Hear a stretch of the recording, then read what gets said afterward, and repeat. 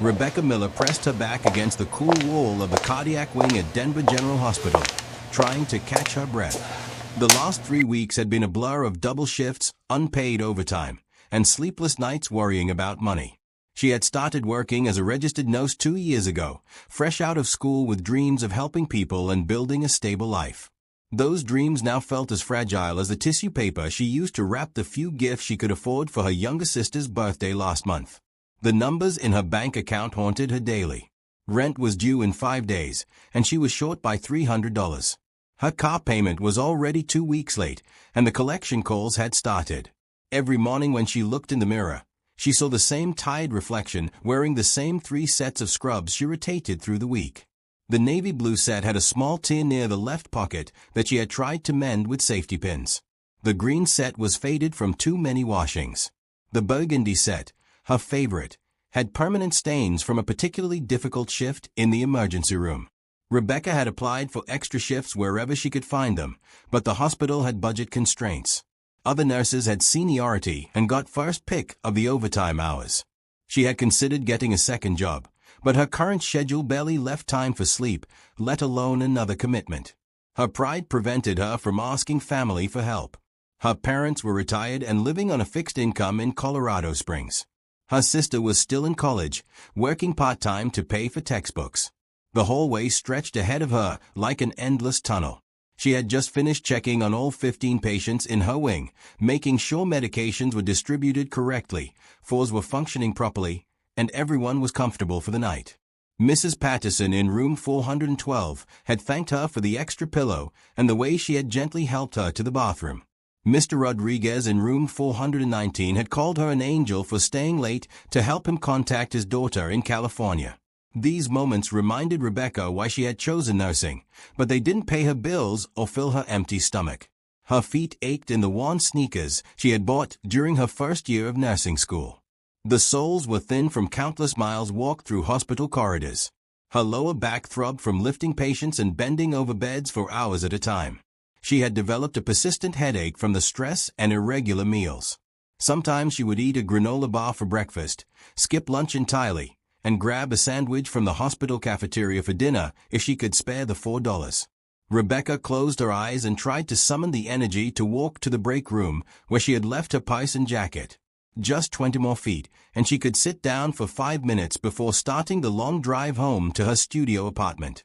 The apartment was small but clean, furnished with hammer-down furniture from her parents and a few pieces she had found at thrift stores. She had tried to make it cozy with plants she had grown from seeds and pictures she had printed at the local pharmacy, but lately it felt more like a place to sleep than a home. The overhead lights buzzed with the familiar electrical hum that had become the soundtrack to her life. She opened her eyes and took a step forward, but the hallway seemed to tilt to the left. Her vision blurred around the edges, and she felt a strange disconnection from her body, as if she were watching herself from somewhere far away. She reached out for the wall again, but her hand missed and she stumbled sideways. The last thing Rebecca remembered was the cold feeling of the hospital floor against her cheek and the sound of footsteps running toward her. In that moment of consciousness slipping away, she felt more alone than she had ever felt in her 25 years of life. She wondered if this was what rock bottom felt like, and whether things could possibly get any worse. As darkness closed in around her, Rebecca couldn't have imagined that this moment of collapse would become the beginning of the most beautiful chapter of her life. William Thompson had been visiting his son Thomas at Denver General Hospital every day for 2 weeks. Thomas, a 28-year-old construction worker, had suffered serious injuries in a fall from scaffolding and required surgery to repair damage to his spine. The doctors said he would make a full recovery, but the healing process would take time and patience. William, a widower who had lost his wife Margaret to cancer 3 years earlier, understood the value of both.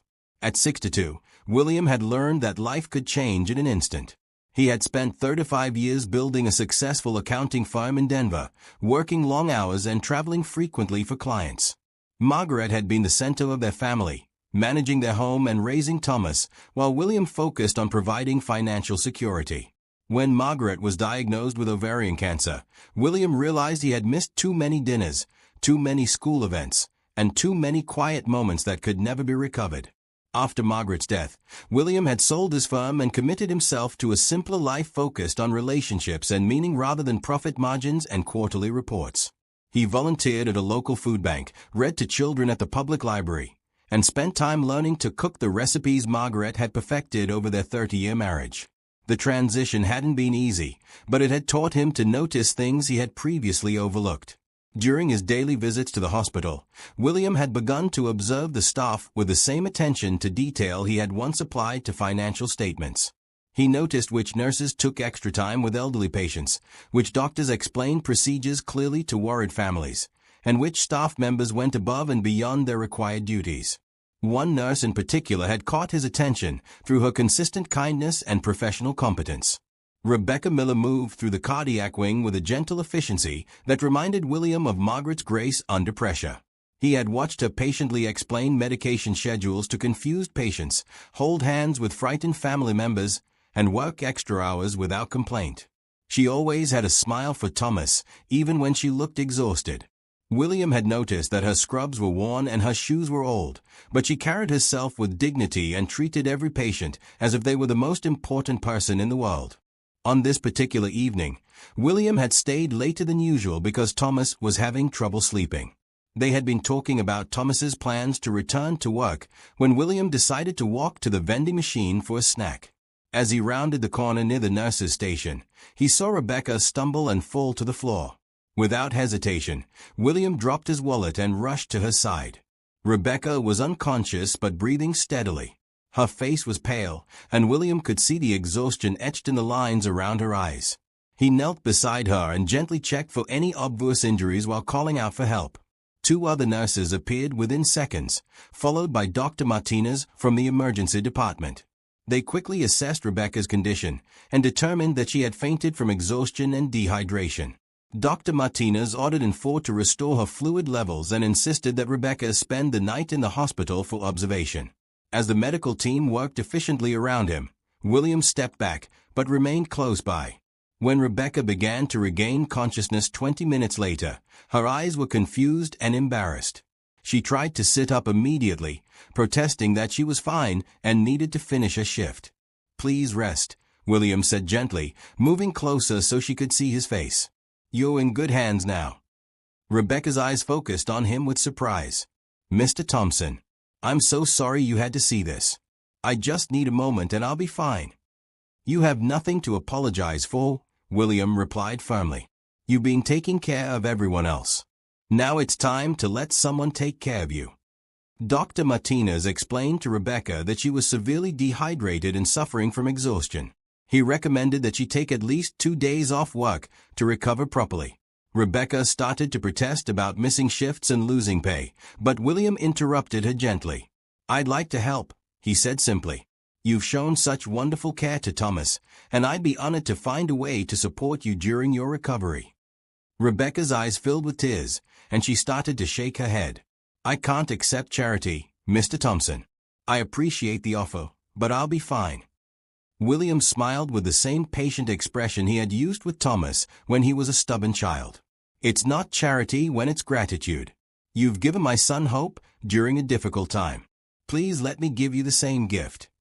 For the first time in months, Rebecca felt a small spark of hope beginning to grow in her chest. 3 days later, Rebecca returned to work feeling more rested than she had in months. Dr. Martinez had insisted she stay home for the full recovery period, and the hospital administration had surprised her by approving paid sick leave that she didn't know she had accumulated. William had quietly spoken to the nursing supervisor about Rebecca's dedication and suggested that her situation deserved special consideration. Rebecca's first stop was Thomas's room, where she found both father and son engaged in a heated but friendly debate about the Denver Broncos' chances in the upcoming season. Thomas was sitting up in bed, his color much improved from the pale, frightened young man she had first met 2 weeks earlier. William was in the chair beside the bed, wearing jeans and a blue button-down shirt that brought out the kindness in his gray eyes. "Nurse Rebecca," Thomas called out when he saw her in the doorway. "Please tell my dad that the Broncos have a real shot at the playoffs this year.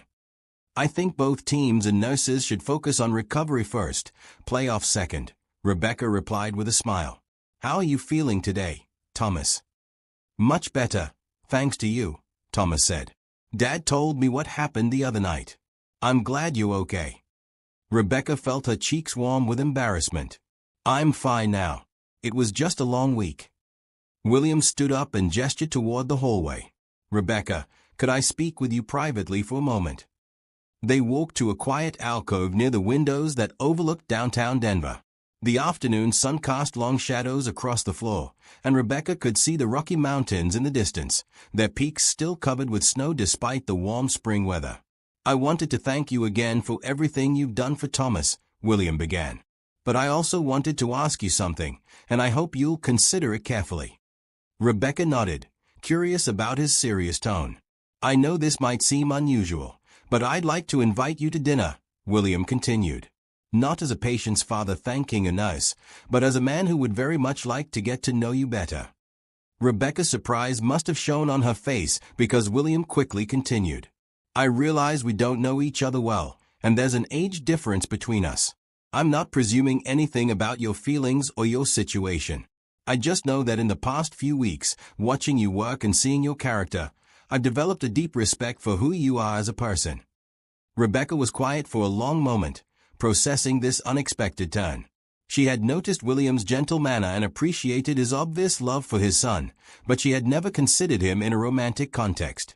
He was distinguished and kind, with silver hair and laugh lines that suggested a man who had learned to find joy despite experiencing loss. Mr. Thompson, she began hesitantly. William, please. William, I'm flattered by your invitation, but I should be honest with you. I don't exactly have the wardrobe for fancy restaurants. William's expression grew serious. Rebecca, if you're concerned about clothes or appearances, please don't be. I'm not interested in impressing anyone or being impressed by external things. I learned after my wife died that the only things that matter are kindness, character, and connection. Rebecca thought about her tiny closet containing 3 pairs of scrubs, 2 pairs of jeans, a few t-shirts, and one dress she had bought for her nursing school graduation 3 years ago. The dress was simple and black, appropriate for the occasion, but hardly fashionable. I don't want you to feel obligated, she said carefully. You've already been so generous. I don't feel obligated, William replied. I feel hopeful. It's been a long time since I've met someone who made me want to share a meal and conversation. If you're not interested, I completely understand. But if the only thing holding you back is concern about clothes or money, please don't let that stop you. Rebecca looked at his face, and saw only sincerity and kindness. She thought about the loneliness that had become her constant companion, the way she ate most meals alone while standing at her kitchen counter, the silence of her apartment that sometimes felt suffocating. Okay, she said quietly. I'd like that. William's face lit up with a smile that transformed his entire appearance. Wonderful. How about Saturday evening? I'll pick you up at 7. As they walked back toward Thomas's room, Rebecca felt something she hadn't experienced in a very long time. She felt valued and seen as more than just someone who was struggling to get by. For the first time in months, she had something to look forward to. Friday morning brought an unexpected visitor to Rebecca's apartment. She was folding laundry and trying to figure out how to make her graduation dress look more current when someone knocked on her door. Through the peephole, she saw a woman in her 50s with short blonde hair and a warm smile. Rebecca Miller, the woman asked when Rebecca opened the door. Yes, can I help you? I'm Janet Thompson, William's sister. May I come in?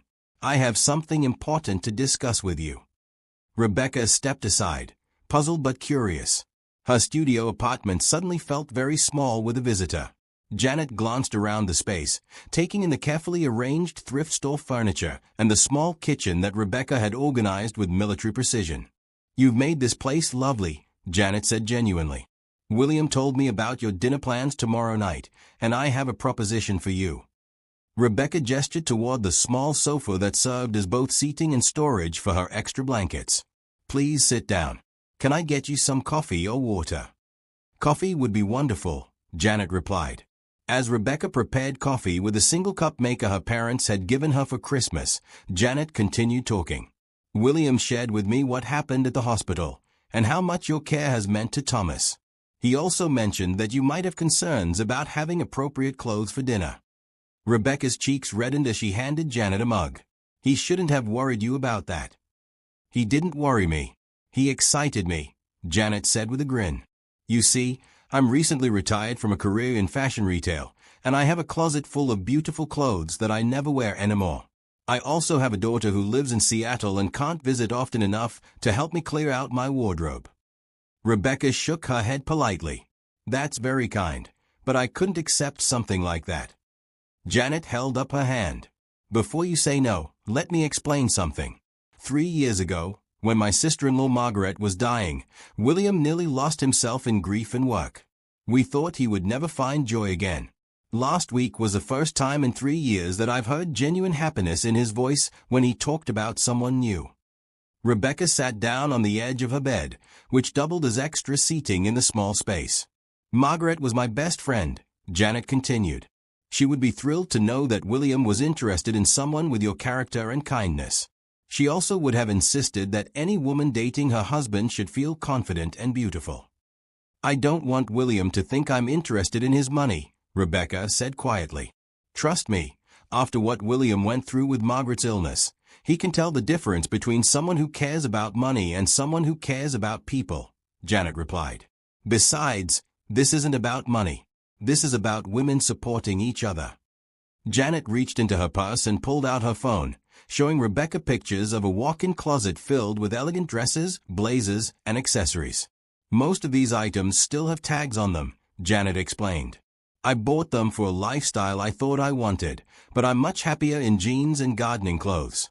It would make me genuinely happy to see these beautiful things worn by someone who would appreciate them. Rebecca looked at the photos, seeing clothes that were more beautiful than anything she had ever owned. The dresses were in classic styles and rich colors, the kind of pieces that made a woman feel confident and polished. If you're not comfortable keeping them permanently, consider it a loan, Janet suggested. But I have a feeling that once you see how you look in quality clothes, you'll understand that you deserve to feel beautiful. Rebecca thought about her conversation with William and his emphasis on not letting external concerns prevent her from accepting kindness. She thought about how long it had been since she had felt attractive or confident. Are you sure about this? Rebecca asked. Absolutely certain, Janet replied. In fact, I was hoping you might let me take you shopping to pick out a few pieces and maybe get your hair done. I know a wonderful salon in Cherry Creek, and I have a relationship with a boutique that carries exactly the kind of elegant but comfortable clothes that would be perfect for you. Rebecca felt tears forming in her eyes. Why are you being so kind to me? Janet reached over and squeezed Rebecca's hand. Because kindness creates more kindness. Because William deserves happiness. And because sometimes women need to help each other remember how valuable we are. 2 hours later, Rebecca found herself in an upscale boutique in Cherry Creek, trying on clothes that fit her perfectly and made her feel like a completely different person. Janet had an excellent eye for what colors and styles worked best with Rebecca's figure and complexion. They selected a beautiful blue dress for the dinner date, a casual but elegant outfit for potential future occasions, and a few professional pieces that would make Rebecca feel more confident at work. At the salon, Rebecca watched in amazement as her shoulder-length brown hair was styled into soft waves that framed her face beautifully. The stylist taught her simple techniques for recreating the look at home and gave her samples of products that would help maintain the style. How do you feel? Janet asked as they looked in the salon mirror together. Like myself, but better, Rebecca replied honestly. Like someone who deserves good things. Now you're beginning to understand what William sees when he looks at you, Janet said with satisfaction. Saturday evening arrived with the kind of perfect Colorado weather that made everyone grateful to live near the mountains. Rebecca had finished a shift at the hospital early, thanks to her supervisor arranging for additional coverage. The other nurses had been unusually supportive all week, bringing her homemade meals and offering encouragement about her upcoming date. Lucy Chen, a fellow nurse who had become Rebecca's closest friend at work, arrived at Rebecca's apartment at 5 o'clock with a bag full of makeup and hair accessories. I can't believe William Thompson asked you out, Lucy said as she set up her supplies on Rebecca's small bathroom counter. He seems like such a gentleman. And did you see how expensive his watch was? Not flashy expensive, but quality expensive. Lucy, please don't make this about money, Rebecca said, sitting on the closed toilet lid so Lucy could work on her hair. I'm not talking about money, I'm talking about character, Lucy replied, running a brush through Rebecca's hair. Rich men who are jerks by flashy things to show off. Rich men who are quality by understated things that last. There's a difference. Rebecca had never thought about such distinctions, but Lucy had grown up in a wealthy family before choosing nursing as her career. Her observations about people and their motivations were usually accurate. Tell me about the dress Janet bought you, Lucy continued, sectioning Rebecca's hair for styling. Rebecca gestured toward the closet where the blue dress hung in its protective garment bag. It's the most beautiful thing I've ever owned. The color is like the sky right before sunset, and it fits like it was made for me. Janet sounds amazing too. You're collecting quite a group of supportive people. I know. It feels almost too good to be true, Rebecca admitted. I keep waiting for something to go wrong. Lucy stopped brushing and met Rebecca's eyes in the mirror. Rebecca, you spent the last 2 years working harder than anyone I know, taking care of everyone else, and never asking for help. Maybe it's time to accept that you deserve good things. As Lucy worked on Rebecca's hair, creating soft curls that looked effortless but elegant, other nurses from their floor began arriving. Maria Santos brought homemade empanadas for everyone to share. Jennifer Walsh arrived with a selection of jewelry for Rebecca to borrow. Even Patricia Moore, the head nurse who was usually all business, stopped by with a bottle of perfume she thought would complement Rebecca's new dress. This is what happens when you're genuinely kind to people, Patricia explained. Everyone wants to help you succeed. By 6:30, Rebecca's small apartment was filled with the sounds of women laughing and encouraging each other. Lucy had created a hairstyle that was sophisticated but not overdone. Maria had done Rebecca's makeup with a light touch that enhanced her natural beauty, without making her look artificial. Jennifer had selected a delicate silver necklace and matching earrings that perfectly complemented the blue dress. When Rebecca emerged from her tiny bathroom wearing the complete outfit, the room fell silent. Oh my goodness, Lucy whispered. You look absolutely stunning. Rebecca turned to look at herself in the full-length mirror she had mounted on the back of her closet door. The woman looking back at her was confident, beautiful, and radiant. The dress fit perfectly, flowing in elegant lines that flattered her figure. The jewelry caught the light subtly, and her hair framed her face in a way that made her eyes look larger and more expressive. I feel like Cinderella, Rebecca said softly. You look like a woman who knows her worth, Patricia replied firmly. Remember that feeling. At 7 o'clock exactly, someone knocked on Rebecca's door. The nurses quickly gathered their supplies and prepared to leave through the back entrance that led to the parking lot, giving Rebecca privacy for William's arrival. Have a wonderful time, Lucy whispered as she hugged Rebecca goodbye. And remember, you deserve all the happiness that comes your way. Rebecca opened the door to find William standing in the hallway, holding a small bouquet of wildflowers. He was wearing a charcoal gray suit with a blue tie that almost perfectly matched her dress. His expression when he saw her was worth every moment of nervousness she had felt. Rebecca, he said quietly, you look absolutely beautiful. Thank you, she replied, accepting the flowers and feeling truly beautiful for the first time in years. As they walked toward his car, Rebecca realized that something fundamental had shifted in how she saw herself and her place in the world. William had chosen the Flagstaff House, a restaurant nestled in the foothills west of Boulder with panoramic views of the Denver metropolitan area. As they drove up the winding mountain road, Rebecca watched the city lights beginning to twinkle in the valley below. She had lived in Colorado her entire life, but had never been to a restaurant this elegant. I hope you don't mind the drive, William said as he navigated the curves with practiced ease. I thought you might enjoy seeing the city from a different perspective. It's beautiful, Rebecca replied, genuinely amazed by the view. I had no idea places like this existed so close to Denver. The restaurant was everything Rebecca had imagined fine dining should be, but William's relaxed demeanor helped her feel comfortable rather than intimidated. The maître d' greeted William by name and led them to a table by the window where they could watch the sunset paint the mountains in shades of pink and gold. I have a confession to make, William said after they had ordered dinner. I was more nervous about tonight than I've been about anything in years. Rebecca looked at him with surprise. You were nervous. You seem so confident about everything. Confidence in business and confidence in personal relationships are completely different things, William replied. I haven't asked a woman to dinner in over 30 years. Margaret and I met in college, and I never dated anyone else. This revelation made Rebecca feel less alone in her nervousness. I haven't dated much either. Between nursing school and work, there hasn't been time for relationships. William leaned forward slightly, his expression interested. Tell me about nursing school. What made you choose that career?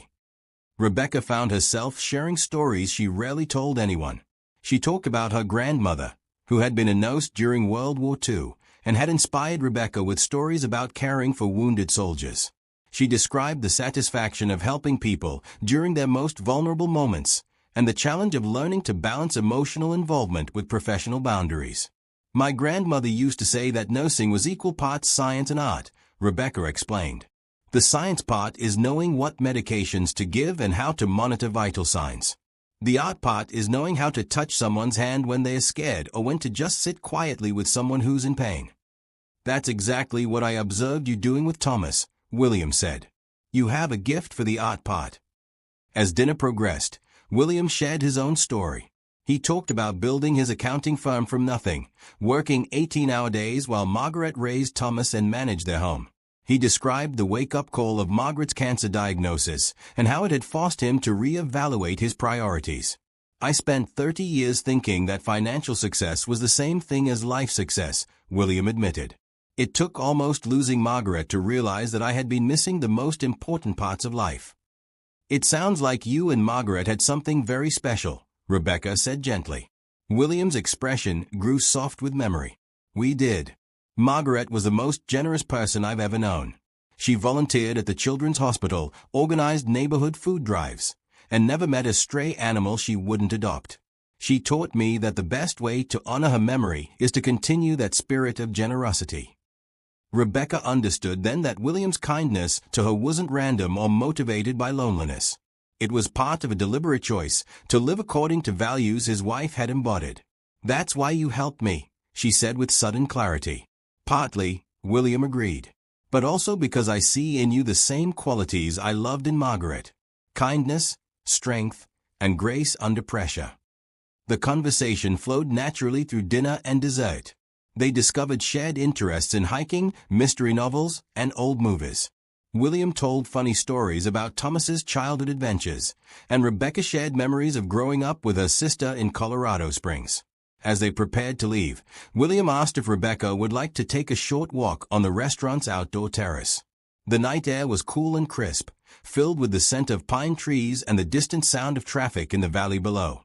Rebecca, I want you to know that tonight has been one of the most enjoyable evenings I've had in years, William said as they stood at the railing overlooking the lights of Denver. For me too, Rebecca replied honestly. I can't remember the last time I felt so relaxed and happy. William turned to face her, his expression serious but warm. I don't want to presume anything about your feelings or your situation, but I would very much like to see you again, if you're interested. Rebecca looked at this kind, generous man who had appeared in her life at exactly the moment when she had needed hope most. She thought about the loneliness she had carried for so long and the way it had lifted during their conversation. I'd like that very much, she said. As William drove her home, Rebecca felt as if she were living in someone else's life. A week ago, she had been collapsing from exhaustion and despair. Tonight, she felt cherished and valued in a way she had never experienced. When they reached her apartment building, William walked her to the door, but made no attempt to extend the evening beyond what felt comfortable. Thank you for a perfect evening, Rebecca said as they stood in the soft light of the building's entrance. Thank you for saying yes, William replied. Sleep well, Rebecca. As she watched him drive away, Rebecca realized that something inside her had fundamentally changed. For the first time in her adult life, she felt genuinely hopeful about the future. Over the following 3 weeks, Rebecca and William developed a comfortable routine of spending time together while Thomas completed his recovery. William would arrive at the hospital each morning with coffee for Rebecca and her colleagues, a gesture that quickly endeared him to the entire nursing staff. He and Rebecca would have lunch together in the hospital cafeteria, sharing stories and getting to know each other in the informal setting where Rebecca felt most comfortable. Thomas's progress was remarkable, and his positive attitude made him a favorite among all the staff. He joked with the physical therapists, charmed the older nurses with his respectful manner, and treated Rebecca like a beloved family member. Watching the interaction between father and son gave Rebecca insight into William's character and parenting style. "Dad's been different since he met you," Thomas told Rebecca one afternoon while William was speaking with Dr. Martinez about discharge plans. "He's smiling more. Actually, he's smiling at all, which is an improvement." "Your father is a wonderful man," Rebecca replied as she checked Thomas's incision site. "The healing is perfect, by the way. You're going to be completely back to normal." "He is wonderful," Thomas agreed. "But he's been really lonely since Mom died. I was worried he would never let anyone get close to him again." Rebecca understood Thomas's concern.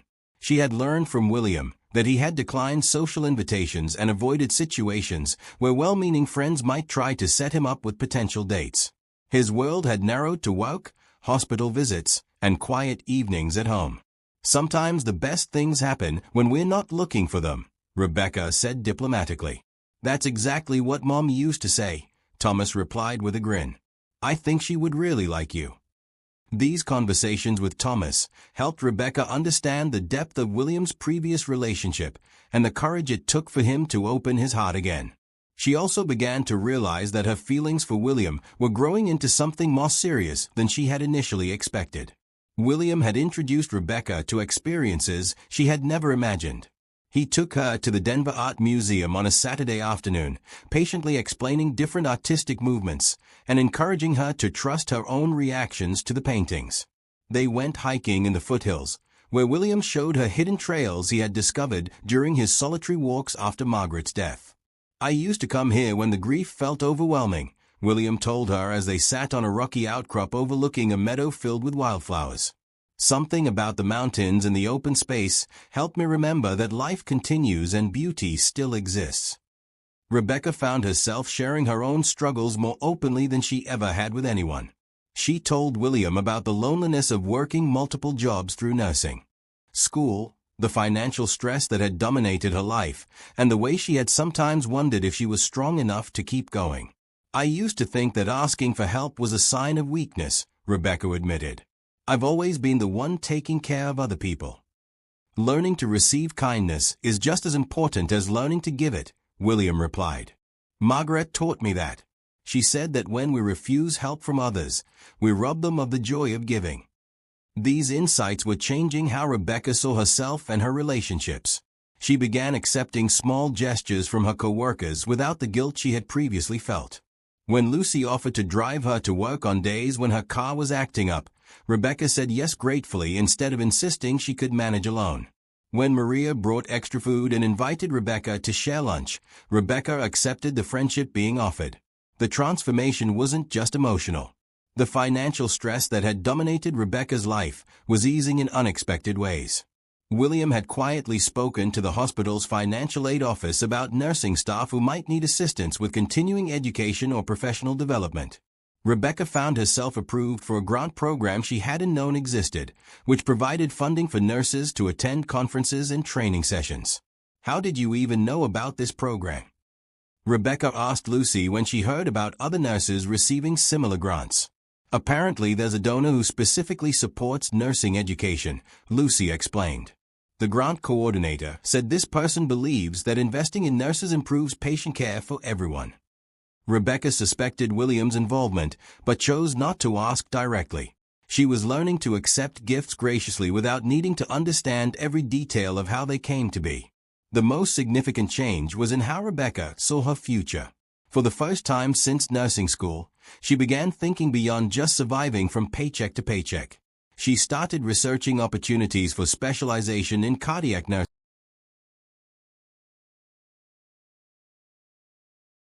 The question that began to occupy her thoughts was whether William's feelings were developing in the same direction.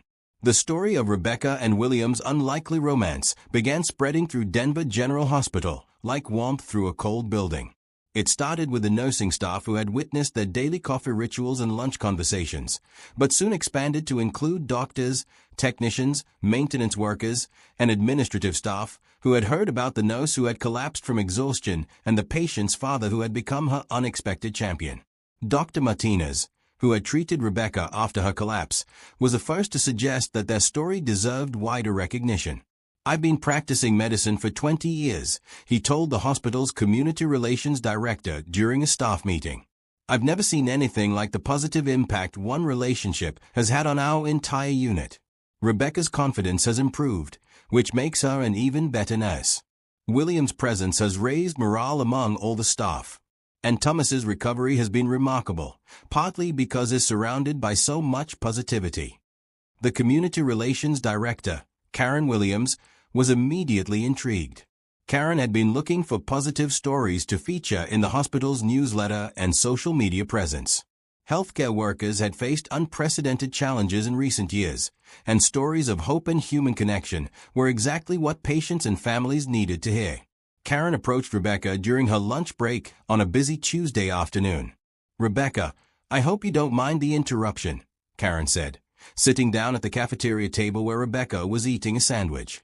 "I've been hearing wonderful things about you and William Thompson, and I'd love to talk with you about sharing your story." Rebecca nearly choked on her sandwich. "Our story. The way you met, how your kindness to his son led to a beautiful relationship," Karen explained. "It's exactly the kind of positive news that reminds people why they choose Denver General for their healthcare needs." Rebecca's first instinct was to decline. She had always preferred to stay out of the spotlight, and the idea of public attention made her uncomfortable. But when Karen explained how the story might inspire other healthcare workers who were struggling with similar challenges, Rebecca began to reconsider. "I'd want to talk with William first," Rebecca said carefully. "This involves him too." "Of course," Karen agreed. "Take all the time you need." That evening, Rebecca brought up Karen's request during dinner with William at a quiet Italian restaurant in the Highland neighborhood. William listened thoughtfully as Rebecca explained the hospital's interest in featuring their story. "How do you feel about it?" William asked. "Nervous," Rebecca admitted, "but also honored that people think our story is worth sharing. If it might help other nurses who are going through difficult times, maybe it would be worth the discomfort." William reached across the table and took her hand. "I think it's a beautiful idea. Our story is beautiful, and beauty should be shared." 2 weeks later, a photographer and reporter from the Denver Post arrived at the hospital to interview Rebecca and William. The reporter, Michelle Davis, was skilled at putting people at ease and drawing out the details that made their story compelling. "What was going through your mind when you saw Rebecca collapse?" Michelle asked William. "I saw someone who had been giving everything she had to help others, and I knew immediately that she needed someone to help her," William replied. "It wasn't a conscious decision to get involved. It was just the right thing to do." "Rebecca, what was it like to wake up and find this relative stranger so concerned about your well-being?" "Surprising," Rebecca said with a smile. "I wasn't used to anyone taking care of me. But William made it feel natural and comfortable rather than charity." The photographer captured images of Rebecca and William in the hospital chapel where they had first talked privately, in Thomas's room where their relationship had developed, and in the cardiac wing where Rebecca worked with renewed energy and confidence. When the article was published the following Sunday, the response was immediate and overwhelming. The hospital's phone lines were flooded with calls from people wanting to share their own stories of unexpected kindness. Local television stations picked up the story, and social media posts about Rebecca and William began circulating with hashtags like #unexpectedlove and #kindnessmatters. More significantly, the story inspired a wave of support for healthcare workers throughout the Denver area. A local restaurant chain announced they would provide free meals to hospital staff working double shifts. A clothing boutique offered to donate professional attire to nurses who couldn't afford to replace worn uniforms. A non-profit organization dedicated to supporting healthcare workers saw a 400% increase in donations. "You've started something amazing," Lusa told Rebecca as they read thank you letters that had arrived from other hospitals and healthcare facilities. "People are being inspired to help each other." Rebecca was overwhelmed by the response, but also deeply moved by the stories people shared. Nurses wrote about struggling with similar financial pressures. Patients' families wrote about healthcare workers who had shown them extraordinary kindness. Community members wrote about being inspired to look for ways to support the people who cared for them. "I never expected our story to have this kind of impact," Rebecca told William as they read through a stack of letters together. "Kindness is contagious," William replied. "When people see it in action, they want to be part of it." The most touching response came from Margaret's former volunteer colleagues at the Children's Hospital. They wrote a letter explaining how much the story had meant to them, knowing that William had found happiness again with someone who shared Margaret's values of service and compassion. Margaret would be so proud, the letter concluded. She always believed that love multiplies when it's shared. As Rebecca read those words, she realized that their relationship had become something larger than just two people finding each other. It had become a symbol of hope and proof that kindness creates opportunities for connection and healing. Thomas's official discharge day arrived on a beautiful Thursday morning in late June. After 6 weeks of recovery, he was cleared to return to light duties at work and gradually resume his normal activities. The physical therapy team had worked with him to ensure his strength and mobility were fully restored, and Dr. Martinez pronounced his healing absolutely perfect. Rebecca worked the early shift that day specifically to be present for Thomas's discharge. She had grown genuinely fond of the young man whose positive attitude and gratitude had brightened every interaction. Watching him walk confidently down the hallway without any assistance was one of those moments that reminded her why she loved nursing. "I can't thank you enough for everything you've done," Thomas said as Rebecca completed his final discharge paperwork. "You probably saved my life in more ways than one." "You made my job easy by being such a wonderful patient," Rebecca replied. "Take care of yourself and no more risky construction projects." William arrived with a wheelchair, which hospital protocol required for all discharge patients, even those who could walk perfectly well. As they prepared to leave, William asked if he could speak privately with Rebecca. "I have something I want to discuss with you," he said quietly. "Could we have dinner tomorrow night? Somewhere special?" Rebecca agreed, curious about his serious tone and the mention of somewhere special. Over the past month, she and William had settled into a comfortable pattern of casual dinners and quiet activities, so his emphasis on formality seemed significant. What Rebecca didn't know was that William had been planning something extraordinary for weeks. With Thomas's recovery progressing smoothly, William had been working with a network of hospital staff, family members, and community supporters to coordinate a surprise that would honor both Rebecca's dedication to others and his own growing certainty about their future together. The planning had begun 3 weeks earlier when William called his sister Janet to discuss his intentions. "I want to ask Rebecca to marry me," William told Janet during a long phone conversation. "But I want to do it in a way that honors how we met and the community that brought us together." Janet was delighted, but also practical. "Are you sure she feels the same way? You've only been dating for about 2 months. "I'm 62 years old," William replied. "I've been married before, and I know the difference between infatuation and real love. What I feel for Rebecca is real love. She's shown me kindness, grace, intelligence, and strength. I want to spend whatever years I have left making her as happy as she's made me." William's certainty was evident in his voice, and Janet agreed to help coordinate the surprise. Together, they reached out to Dr. Martinez, Karen from the Community Relations Department, and Patricia Moore from the nursing staff. "We want to propose to Rebecca in the hospital chapel," William explained to the small planning committee. "That's where we first talked privately, and it represents the place where our relationship really began." Dr. Martinez was enthusiastic about the idea. "Rebecca has brought so much positivity to our unit. I think the entire staff would want to be part of celebrating her happiness." The planning committee grew to include Lucy, Maria, and other nurses who had supported Rebecca throughout her relationship with William. They coordinated with the hospital chaplain to reserve the chapel for Friday evening after the day's shift ended. They arranged for flowers, photographer, and a small reception in the nearby conference room. "What if she says no?" Lucy asked during one of their planning sessions. Patricia Moore, who had observed Rebecca and William's interactions for weeks, shook her head firmly. "She won't say no. That woman is completely in love with him. She just doesn't realize it yet." William had chosen the ring with care, selecting a classic solitaire setting with a diamond that caught light beautifully but wasn't ostentatious. He wanted something that reflected Rebecca's natural elegance and would be appropriate for her work environment. Thomas played a crucial role in the final preparations. Still officially a patient until his discharge, he could move freely around the hospital without arousing Rebecca's suspicions. He helped coordinate the timing, ensuring that Rebecca would be in the right place at the right time. "Dad, I'm really happy for you," Thomas told William the night before the proposal. "Mom would be happy too. She always wanted you to find love again." William felt Margaret's presence strongly as he prepared for this next chapter of his life.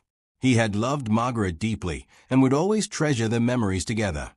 But he had learned that the heart's capacity for love doesn't diminish when it's shared. His love for Rebecca felt different from his love for Margaret, shaped by different circumstances and different stages of life, but equally genuine and valuable. Friday morning, William woke with a mixture of nervousness and excitement. He had been planning this moment for weeks, but he still felt the butterflies that come with taking a significant risk. He was confident about Rebecca's feelings, but proposing marriage was always an act of faith in the future. As he prepared for what he hoped would be one of the most important days of his life, William reflected on how dramatically his world had changed since that evening when he had seen Rebecca collapse in the hospital hallway. He had approached her out of simple human kindness, never imagining that gesture would lead to a love that made him feel young and hopeful again. In a few hours, he would ask Rebecca to share the rest of his life, and he could hardly wait for her answer. Friday evening arrived with the golden light that makes Colorado sunsets famous throughout the world. Rebecca finished her shift at exactly 5 o'clock, having completed all her patient care duties with the efficient precision that had become her trademark. She felt a pleasant anticipation about her dinner with William, though she couldn't quite identify why he had seemed so serious when making the plans. Lucy approached Rebecca at the nurse's station as she was gathering her belongings. "Before you leave, could you stop by the chapel for a moment?" Lucy asked casually. Mrs. Patterson in room 412 asked if you could check on the flowers her daughter sent. She wants to make sure they were delivered to the right place. Rebecca was puzzled by the request, but agreed to help. Mrs. Patterson was one of her favorite patients, a sweet, elderly woman recovering from heart surgery who always had kind words for the nursing staff. Rebecca walked toward the small interfaith chapel located on the first floor of the hospital, a peaceful space that served patients, families, and staff members of all faiths. As she approached the chapel, Rebecca noticed that the usually quiet hallway seemed unusually busy. Several staff members were moving about with purposeful energy, but they smiled and waved without stopping to chat. Rebecca pushed open the chapel door and stepped inside.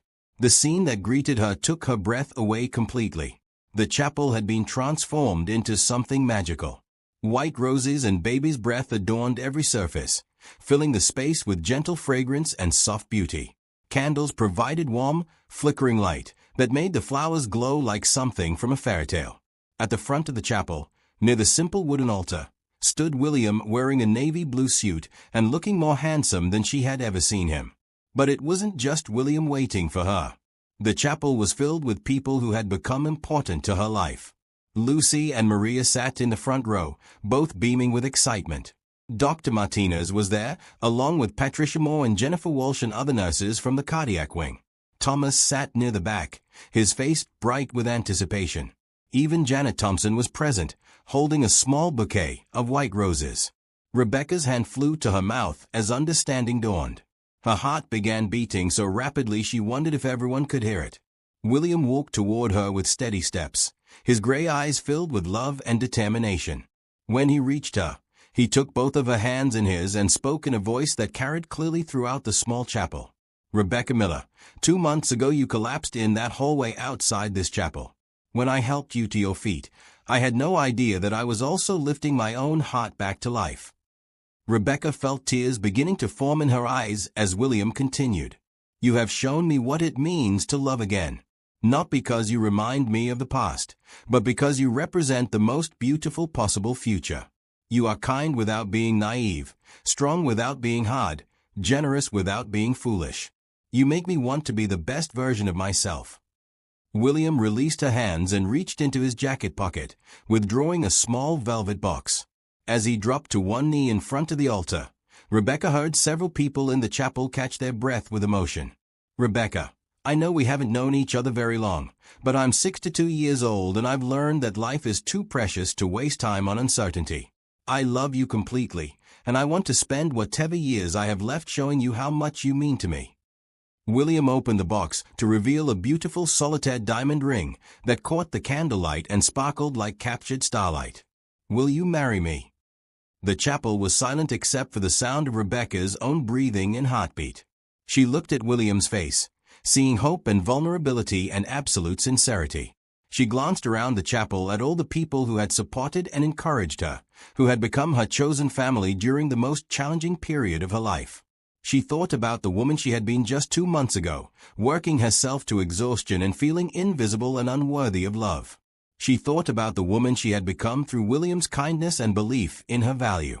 She thought about the future they could build together, grounded in shared values of generosity, compassion, and service to others.